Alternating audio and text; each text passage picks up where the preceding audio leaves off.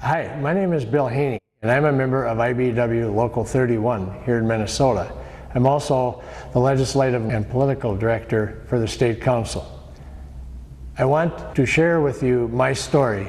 That's really my dad's story and my family's story. This story is especially for anyone who thinks it's really not that important to vote in this presidential election. Now, on December 1st of 1966, my dad, Gerald Heaney, was sworn in as a federal judge to the United States Court of Appeals. That's the second highest court in the land. Dad was appointed by President Lyndon Johnson, whom you've probably read about in your history books. Well, my dad's default decision-making philosophy was geared towards people, towards the labor movement, and towards justice under our Constitution. His philosophy was not geared towards big business and the wealthy. My dad served as a judge for 40 years, retiring just 2 years ago. Over that 40-year period as a judge, my dad wrote hundreds of decisions on cases. Now, with my dad's court, the majority opinion of those judges hearing a case is the decision or verdict of the court on that case. Many of those decisions affected labor unions and working people.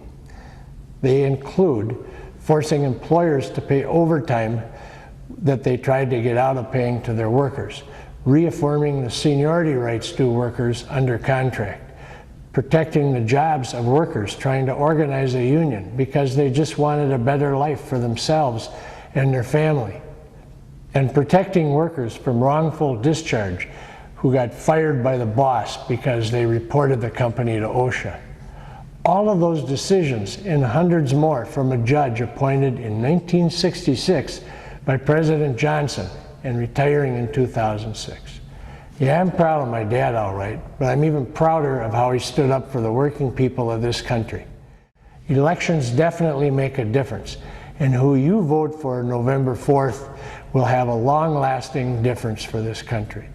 The next president, like all presidents, will have an opportunity to appoint hundreds of judges, and many of those judges will serve for 40 years, just like my dad did. Do you want a president that appoints judges whose default decision-making is on the side of big business and the wealthy, or on the side of working people? You do the math. How old will you be in 40 years when the last of the judges appointed by a President McCain or a President Obama retires? It does make a difference. And for me, that means I'll clearly vote for Barack Obama out of conviction for the working people of my union, out of conviction for the entire labor movement, and out of conviction for all of the working people in the United States of America.